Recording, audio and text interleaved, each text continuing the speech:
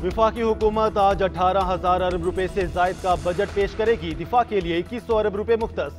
तनख्वाहों में 10 से 15% इजाफा मुतवक्के। सूद और कर्जों के अदायगियों का तखमीना 9.5 ट्रिलियन रुपए लगाया गया। सेल्स टैक्स इस्तिस्ना खत्म होने के साथ इजाफी टैक्सेस का बोझ डाला जाएगा। GST 1% इजाफा, छूट खत्म करने समेत दीगर नए टैक्सेस आयद किए जाने का इम्कान। बेशतर अशिया पर सेल्स टैक्स की तजावीज़, विद होल्डिंग टैक्स और कस्टम ड्यूटीज में इजाफे का इम्कान। टैक्स वसूलियों का हदफ 12.9 ट्रिलियन रुपए मुकर्रर किए जाने की तजवीज़ है।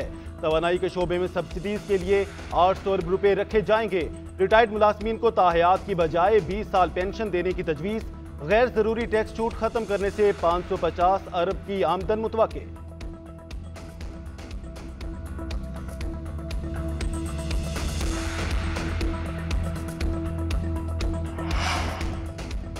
आइंदा बजट में पेट्रोलियम मसनूआत पर 5% सेल टैक्स आयद होगा। पेट्रोलियम नेवी की मद में 1050 अरब रुपए से ज्यादा वसूल करने का हदफ। इंफ्रास्ट्रक्चर के लिए 827 अरब, तवानाई के लिए 253 अरब रुपए रखे जाएंगे। ट्रांसपोर्ट और मवासलात के लिए 279 अरब, वाटर प्रोजेक्ट्स के लिए 206 अरब मुख्तस होंगे। समाजी शोबे के लिए 280 अरब, सेहत के लिए 45 अरब रुपए रखे जाएंगे। तालीम और हायर एजुकेशन के लिए 93 अरब, ज़राअत के लिए 42 अरब, गवर्नेंस के लिए 28 अरब मुख्तस। इंज़मामशुदा इजला के लिए 64 अरब रुपए, आज़ाद कश्मीर और गिलगित बल्तिस्तान के लिए 75 अरब रुपए रखे जाएंगे।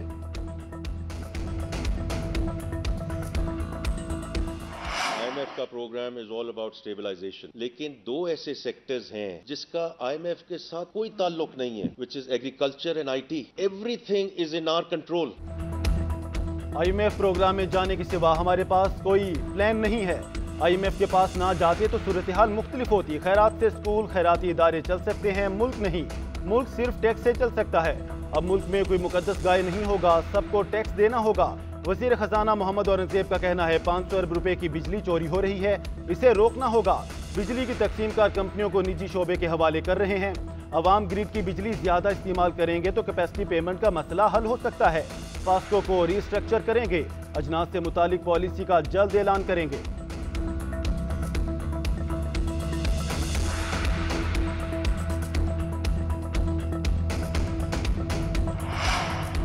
महंगाई की शरह 11% तक आ गई। करंट अकाउंट खसारा 50 करोड़ डॉलर तक महदूद रखने में कामयाब हो गए। वजीर खजाना मोहम्मद औरंगजेब ने कौमी इक्तिसादी सर्वे पेश कर दिया।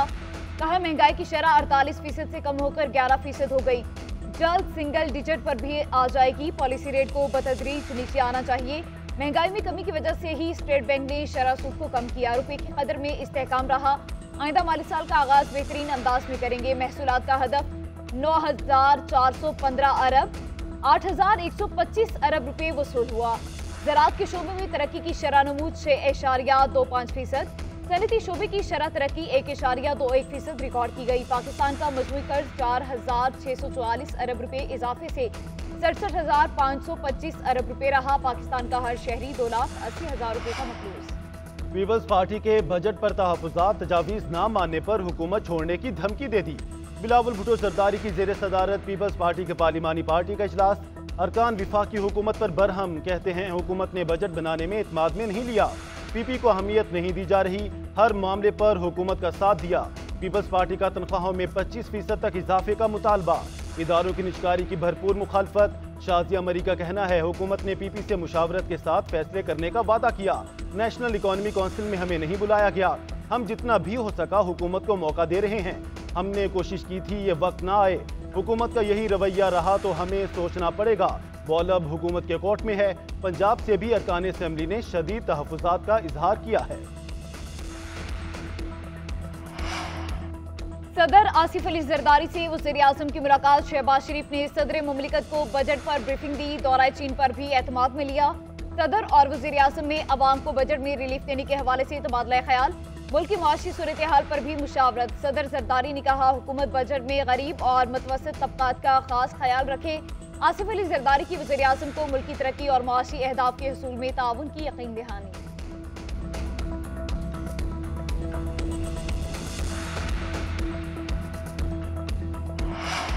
वज़ीर आज़म शहबाज शरीफ ने विफाकी काबीना का इजलास आज तलब कर लिया। इजलास में आइंदा माली साल के लिए बजट की मंजूरी दी जाएगी। ज़राए के मुताबिक काबीना को सरकारी मुलाजमीन की तनख्वाहों में इजाफे से मुतालिक सिफारिशात पेश की जाएंगी।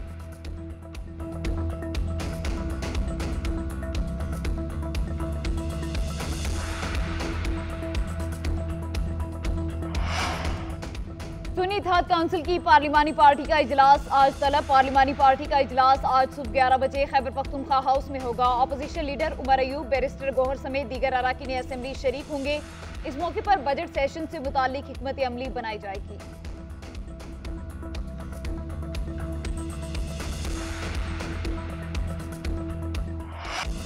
चीन का दौरा कामयाब रहा। सी पैक 2 पर काम तेजी से आगे बढ़ेगा।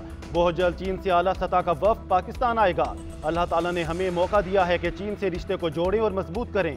वज़ीर आज़म शहबाज शरीफ का वफाकी काबीना के इजलास में इजहार ख्याल। कहा, दौरा चीन में सिक्योरिटी से मुतालिक मामलात एजेंडे में सर फहरिस्त थे। चीनी बाशिंदों की सिक्योरिटी से मुतालिक चीनी हुकूमत को यकीन दहानी कराई गई है। इजलास में वफाकी काबीना के इजलास में मुल्की मुआशी और सियासी सूरत हाल पर गौर। वज़ीर खजाना मोहम्मद औरंगजेब की वज़रा को मुआशी सूरत हाल और बजट पर ब्रीफिंग।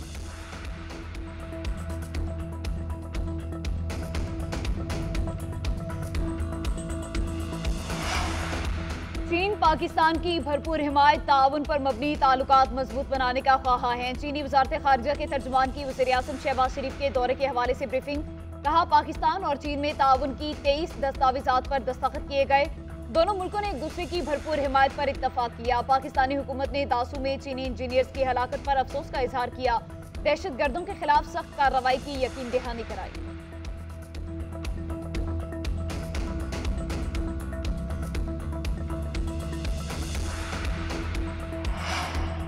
बानी पीटीआई ने सियासी जमातों से मुज़ाकरात की इजाजत दे दी। चेयरमैन तहरीक इंसाफ बैरिस्टर गौहर की बानी पीटीआई से मुलाकात के बाद मीडिया से गुफ्तगू। बोले, बानी पीटीआई को कोई डील ऑफर नहीं हुई। वो मुल्क को आगे ले जाने के लिए अपने साथ होने वाली तमाम ज्यादतियां मुआफ करने को तैयार हैं। हम बार बार कह रहे हैं, मुज़ाकरात होने चाहिए, मुज़ाकरात के रास्ते खोले जाएं। हमारे साथ नाइंसाफी हुई, फिर भी मुज़ाकरात की बात कर रहे हैं। महमूद खान अचकजई की सदारत में मुज़ाकरात के लिए तैयार हैं। इत्तेहादियों के साथ मिलकर मामलात आगे बढ़ाएंगे। मुल्क के मुआशी हालात खराब हो चुके हैं। हुकूमत मुकम्मल तौर पर नाकाम हो चुकी है।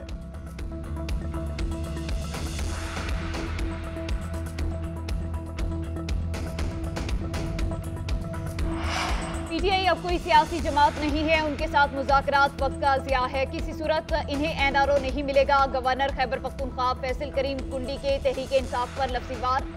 बोले, नाचने वाले घोड़े मैदान में नहीं दौड़ते। वज़ीर आला अली अमीन गंडापुर के बयानात सुनकर मजा आता है। लगता नहीं कि वज़ीर आला इस्लामाबाद पर चढ़ाई कर सकता है। मैदान भी हाजिर है, घोड़ा भी हाजिर है। खैबर पख्तूनख्वा की सिक्योरिटी हालात दिन ब दिन खराब हो रहे हैं। आज तक एपेक्स कमेटी का इजलास नहीं बुलाया गया। सुबह वज़ीर आला के हाथ से निकलता जा रहा है।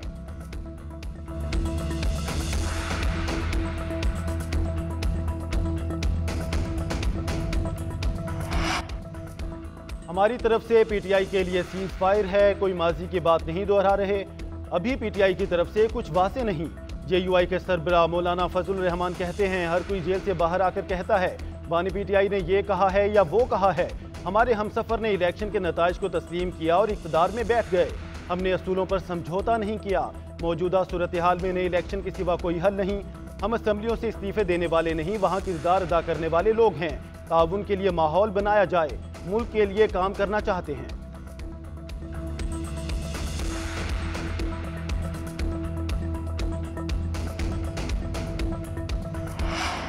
इस्लामाबाद हाईकोर्ट ने नए इलेक्शन ट्रिब्यूनल्स को कार्रवाई से रोक दिया। चीफ जस्टिस आमिर फारूक ने रिमार्क्स दिए कि हाईकोर्ट के जज पर किसी ने कोई इल्जाम लगाया तो मैं तौहीन अदालत की कार्रवाई शुरू करूंगा। अगर जज पर लगाए गए इल्जाम गलत हुए तो वो जेल जाएगा और 5 साल के लिए नाअहल भी होगा। हमारे पास रोजाना ट्रांसफर की दरखास्तें आती हैं। हम तो रिकॉर्ड नहीं मंगवाते।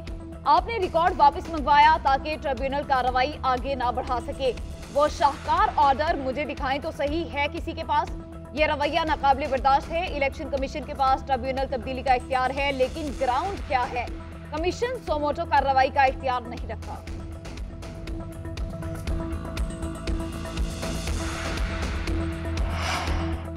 तहरीक इंसाफ ने इंतखाबी ट्रिब्यूनल की तब्दीली का इलेक्शन कमीशन का फैसला मुस्तरद कर दिया। तर्जुमान तहरीक इंसाफ का कहना है, चीफ इलेक्शन कमिश्नर ने आईनी ओहदे पर बैठकर बार बार दस्तूर की नाफरमानी की। जमहूरियत की पामाली जैसे संगीन जुराइम का इर्तिकाब किया। मैंडेट चोरों ने पहले इलेक्शन कमीशन से मिलकर मर्जी का आरोप लगाए, अब रिटायर्ड जज लगाकर ट्राइब्यूनल से अपनी मर्जी के फैसले लेने की मंसूबाबंदी की जा रही है। अदालत चीफ इलेक्शन कमिश्नर के खिलाफ कार्रवाई करे।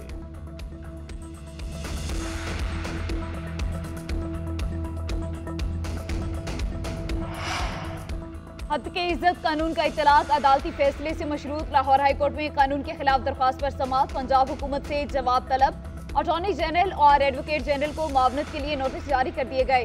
दरख्वास्त गुजार ने मौक़िफ़ इख्तियार किया कि इस कानून के जरिए जुबान बंदी करने की कोशिश की गई। आज़ादी इजहार को खत्म किया जा रहा है। अवामी तनकीद से बचने के लिए कानून बनाया गया। जस्टिस अमजद रफीक ने दरख्वास्त पर समाअत की।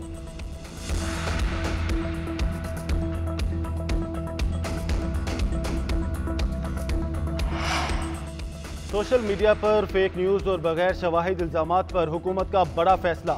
इंटरनेट सर्विसेज फराहम करने वाली कंपनियों पर फायरवॉल की तनसीब होगी। फायरवॉल IP लेवल पर डाटा ब्लॉक कर सकेगी। सोशल मीडिया पर प्रोपेगेंडा पॉइंट्स की निशानदही होगी। IDs ब्लॉक की जा सकेंगी। फायरवॉल की तनसीब की कुछ कीमत हुकूमत पाकिस्तान अदा करेगी, बाकी कंपनियां देंगी। वजारती IT के मुताबिक कंपनियां लाइसेंस की शिक के मुताबिक ऐसे मवाद की रोकथाम के लिए इकदाम की पाबंद हैं। फायरवॉल की तनसीब PTA का दायरा इख्तियार है। PTA का फायरवॉल की तनसीब के हवाले से मौक़िफ़ देने से गुरेज। तर्जुमान PTA ने कई दिन गुजरने के बावजूद कोई जवाब ना दिया।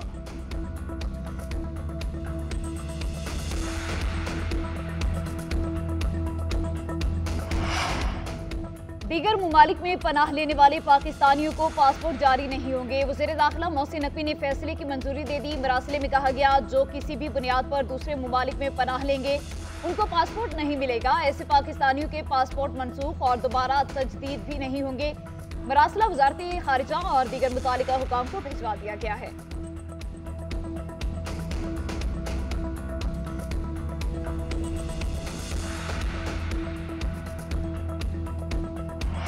पाकिस्तान को T20 वर्ल्ड कप में पहली फतह मिल गई। कनाडा को 7 विकेटों से शिकस्त। कौमी टीम ने 107 रन का हदफ 3 विकेटों के नुकसान पर 18वें ओवर में पूरा कर लिया।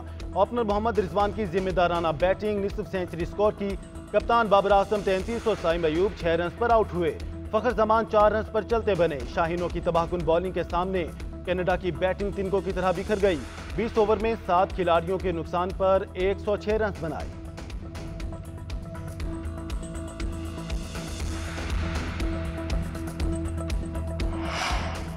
अल्लाह का शुक्र है मैच जीत गए। पाकिस्तान को फतह की जरूरत थी। कप्तान बाबर आजम का कहना है हदफ 13 से 14 ओवर में पूरा करना चाहते थे। टीम के जहन में रन रेट का भी मामला था। विकेट बैटिंग के लिए आसान नहीं थी, पिच मुश्किल थी, जल्द स्कोर पूरा नहीं कर सके। हमने बॉलिंग से अच्छी शुरुआत की, अगला मैच भी जीतने की कोशिश करेंगे। मोहम्मद आमिर बोले हमने कंडीशंस के मुताबिक बॉलिंग कराई, अभी चांस है सुपर 8 मरहले के लिए क्वालिफाई कर जाएं। कैनेडियन कप्तान साद बिन जफर बोले पाकिस्तानी बॉलर्स ने अच्छी बॉलिंग की, हमने 20 से 25 रन बनाए।